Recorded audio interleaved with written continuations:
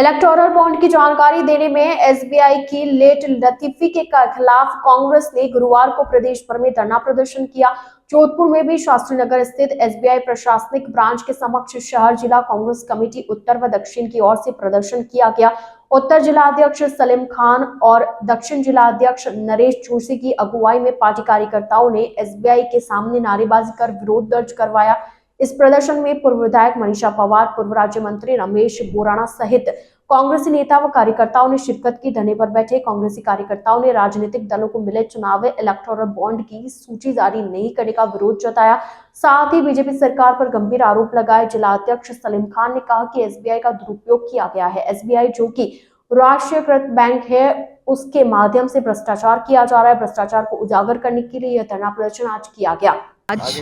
भारतीय कांग्रेस कमेटी के द्वारा और राजस्थान प्रदेश कांग्रेस कमेटी के निर्देशानुसार एसबीआई के सामने जोधपुर शहर जिला कांग्रेस कमेटी उत्तर और दक्षिण द्वारा उनके विरोध में एक धरना प्रदर्शन किया जा रहा है, जिसमें भारतीय जनता पार्टी द्वारा 2017 में जो इलेक्ट्रॉनिक बॉन्ड का खरीद की गई थी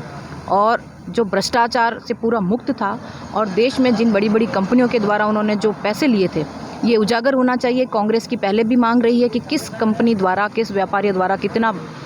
पैसा किस पार्टी को दिया गया, ये उजागर होना चाहिए। जनता ये जानने का हकदार रखती है। इसी बात को मांग को लेकर हुए ये बात सुप्रीम कोर्ट में भी गई थी, लेकिन सुप्रीम कोर्ट ने जो पन्ने मांगे थे, जो सारे खाते मांगे थे, वो एसबीआई द्वारा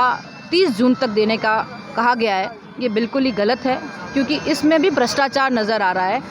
उस भ्रष्टाचार के उजागर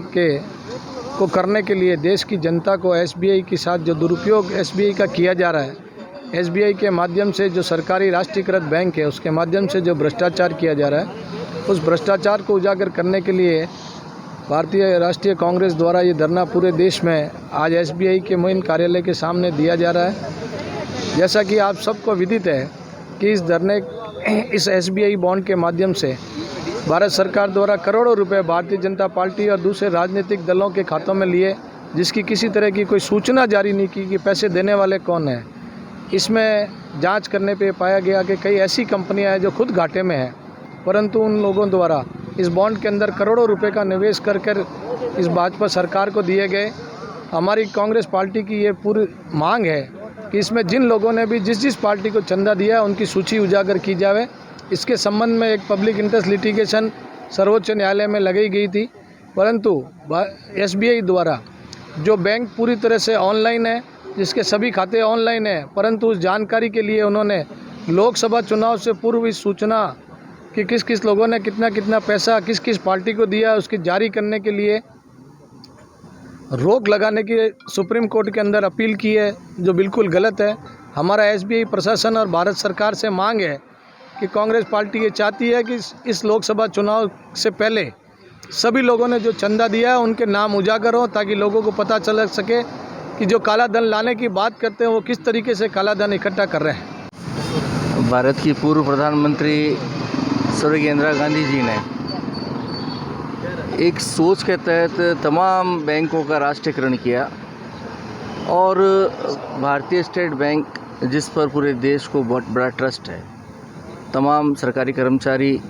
और बड़े बिजनेसमैन इसके अंदर अपना पैसा जमा कराते हैं, उसकी क्रेडिबिलिटी अब दांव पर है।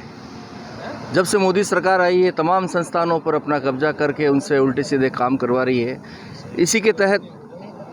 जब इलेक्टोरल बॉन्ड के लिए नोडल एजेंसी भारतीय स्टेट बैंक को बनाया और उसमें केंद्र सरकार ने ये शर्त रखी कि चंदा कौन देगा, कौन कंपनी, कोई कंपनी अस्तित्व में है या नहीं, कोई घाटे में चल रही है, उसके बावजूद हज़ारों करोड़ रुपए का चंदा जब भारतीय जनता पार्टी को दिया, उसको छुपाने के लिए एक साजिश के तहत भारतीय स्टेट बैंक को दबाव में लाकर सुप्रीम कोर्ट में ये वाद प्रस्तुत किया, अपना पक्ष प्रस्तुत किया कि हम 30 जून तक अपना तमाम रिकॉर्ड आप पर पेश कर देंगे। जैसा कि नरेश जोशी जी ने कहा कि